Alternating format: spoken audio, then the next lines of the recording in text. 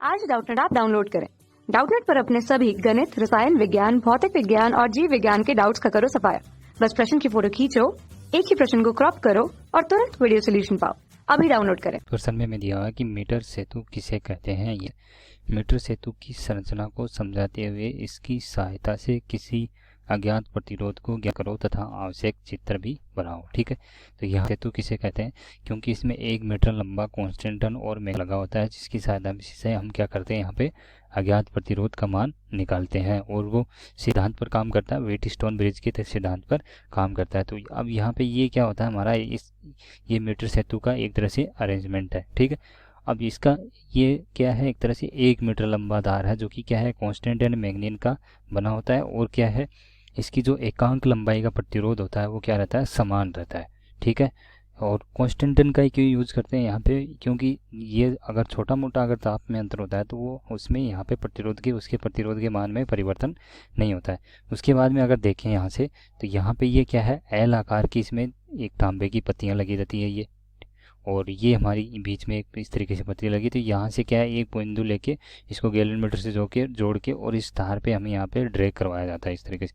तो इसके लिए अगर देखें तो ये प्रतिरोध आर है और ये संट प्रतिरोध, जिसका हमें क्या निकालना होता है, मान निकालना होता है।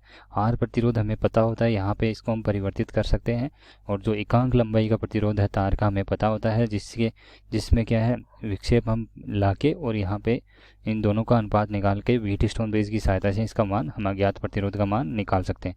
तो पहले हम बात करते हैं पहले व्हीटस्टोन ब्रिज की। तो व्हीटस्टोन ब्रिज एक तरह से ये 4 प्रतिरोध इस तरीके से, यानी इस तरीके से लगे रहते हैं। इसमें एक विद्युत भाग बल ई लगा देते हैं। तो इसको हमने मान लिया, ये प्रतिरोध क्या है मेरा R1 है, ये प्रतिरोध क्या है, R3 है, क्या है, R4 है। ठीक है, अब इन प्रतिरोधों को क्या है, इस प्रकार से हम लगाते हैं कि यहाँ पे कि जो गैलोमीटर के अंदर जो धारा जाती है, जिसको मैं IG नाम देता हूँ, वो क्या हो जाती है, एक तरह से 0 कर देते हैं। यानी इस तरीके से हमें R1 और R2 का मान इस तरीके से ली जाती है कि जिससे क्या है, IG का मान क्या हो जाता है, हमारा 0 हो जाता है। अगर IG का मान यहाँ से 0 हो जाएगा तो ये हमारा परिपथ होगा एक तरह से, यहाँ से ये परिपथ ना चाहे तो ये क्या हो जाएगा, यहाँ पे खुला परिपथ हो जाएगा, और खुला परिपथ होगा तो यहाँ से ये क्या है, दोनों समांतर क्रम में हो जाएंगे और इसको हम आराम से हल कर सकते हैं। तो इसका जो अनुपात निकल के आता है वो किस तरीके से निकल के आता है हमारे पास, वो आता है R2 बराबर R3 बटा R। ठीक है, इस तरीके से होता है। अब यहाँ पे अगर देखें तो इसमें हमें क्या, मैंने मान लिया कि जो अज्ञात प्रतिरोध है मेरा यहाँ पे क्या है, वो अज्ञात प्रतिरोध है यहाँ पे R4। तो यहाँ से और बाकी इस तीनों प्रतिरोध मेरे को क्या पता है, तो यहाँ से मैं क्या निकाल सकता हूँ, R4 का मान निकाल सकता हूँ। क्या हो जाएगा, R4 बराबर R3 R2 बटा R1। ठीक है, तो इस तरह हम यहाँ पे R4 का मान निकाल सकते हैं। ठीक उसी प्रकार हम मीटर सेतु में भी करते हैं। तो यहाँ पे हमारा मीटर सेतु किसे कहते हैं ये आपको पता चल गया। उसके बाद में देखें यह किस सिद्धांत पर काम करता है, यह सिद्धांत यानी ये व्हीटस्टोन के ब्रिज के सिद्धांत पर काम करता है। और व्हीटस्टोन ब्रिज किसके सिद्धांत पर काम करता है, व्हीटस्टोन ब्रिज होता है वो क्या है, शून्य विक्षेप की स्थिति में मतलब कार्य करता है। तो यहाँ पे अगर देखें शून्य विक्षेप क्या होगा, यानी अगर गैलोमीटर में अगर शून्य विक्षेप आ जाएगा यहाँ पे, तो इसका मतलब क्या है, यहाँ से IG क्या हो जाएगी, 0 हो जाएगी, और फिर आराम से हम यहाँ पे R4 या R3 का जो भी मान है वो हमें निकालना है तो वो निकाल सकते हैं। तो इसके लिए अगर देखें तो यहाँ से हमें क्या है, पहले पता चल गया इसकी संरचना पता चल गई, इसमें एल आकार की तांबे की पत्तियाँ लगी होती हैं। और यहाँ से हमने मान लिया कि अब जैसे ही हम यहाँ पे ये क्या करते हैं, ई विद्युत भाग पर लगाते हैं। ठीक है, कुंजी के को ऑन किया हमने, जैसे ही हमने ई विद्युत भाग पर लगाया तो यहाँ से क्या होगा, इसमें गैलोमीटर की जो की है, जो की जे है, ये जे को हम क्या करेंगे, यहाँ से इस कहीं कोई बिंदु पे यहाँ पे लेके जाएंगे इसकी तार के ऊपर। तो जैसे तार के ऊपर हम ड्रैग करेंगे, इसका प्रतिरोध यहाँ पे एकांक लंबाई का प्रतिरोध है, जैसे जैसे लंबाई बढ़ेगी तो प्रतिरोध क्या होगा, एक तरह से इधर से बढ़ेगा। तो यहाँ पे एक स्थिति ऐसी आ जाएगी कि इस गैलोमीटर में जो विक्षेप होगा वो क्या हो जाएगा, शून्य होगा। यानी गैलोमीटर में अगर विक्षेप शून्य होगा तो इसका मतलब इसमें जाने वाली धारा क्या हो जाएगी, एक तरह से अब वो धारा 0 हो जाएगी। तो फिर क्या करेगा, एक तरह से ये व्हीटस्टोन ब्रिज की तरह काम करता है। तो इसका अगर यहाँ पे हम देखें तो ये B बिंदु है और D बिंदु है, दोनों पे क्या हो जाएगा, एक तरह से विभव हमारा क्या हो जाएगा, एक समान हो जाएगा। यानी VB और ये VD बिंदु है, इस बिंदु पर हमारा क्या हो जाएगा, यहाँ से विभव बराबर हो जाएगा। तो यहाँ पे हमने मान लिया कि पहले इसकी लंबाई कितनी थी हमारी, इसकी लंबाई थी यहाँ पे कुल लंबाई थी 100 सेंटीमीटर। जो विक्षेप हमारा आया वहाँ पे 0 विक्षेप आया वो L1 लंबाई पे आया है।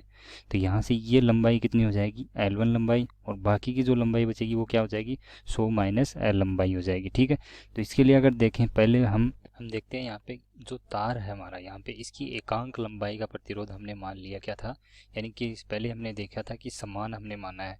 तो यहाँ से वो प्रतिरोध हम यहाँ पे मान लेते हैं कि तार की एकांक लंबाई का प्रतिरोध, एकांक लंबाई का प्रतिरोध वो हमने मान लिया यहाँ पे क्या है सिग्मा ओम पर इकाई है।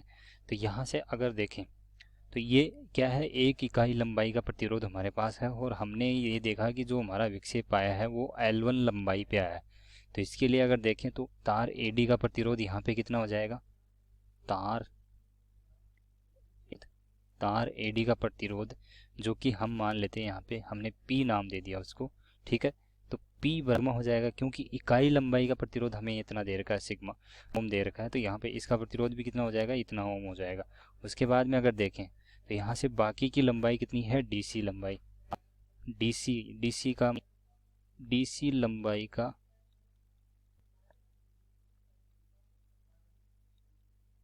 ठीक है, तो DC लंबाई का अगर प्रतिरोध यहाँ पे देखें तो वो कितना हो जाएगा उसको मैंने मान, तो Q बराबर उसको अगर देखेंगे तो 100 माइनस गुणा सिग्मा ओम।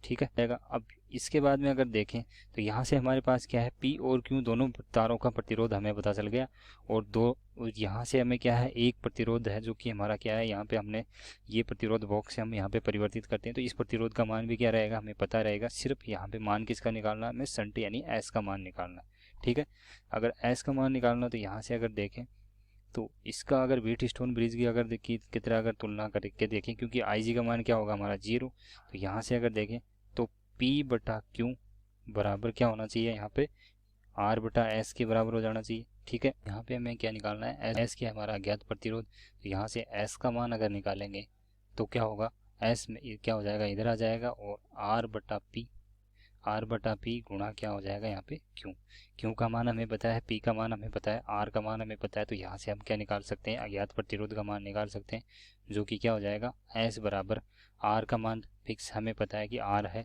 Q का मान हमारे पास कितना है 100 माइनस L1। ठीक है, और P का मान क्या है यहाँ पे क्या हो जाएगा यहाँ से ये R है तो ये R हो गया। ठीक है, तो इस तरीके से हम यहाँ पे क्या है अज्ञात प्रतिरोध का मान S जो है मीटर सेतु की सहायता से हम निकाल सकते हैं।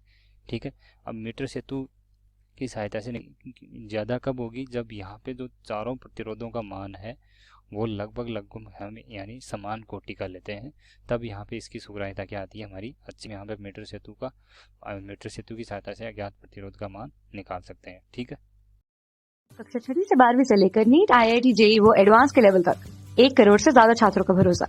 आज ही डाउनलोड करें डाउटनेट ऐप या व्हाट्सएप करें अपने सारे डाउट्स 8400 400 400 पर।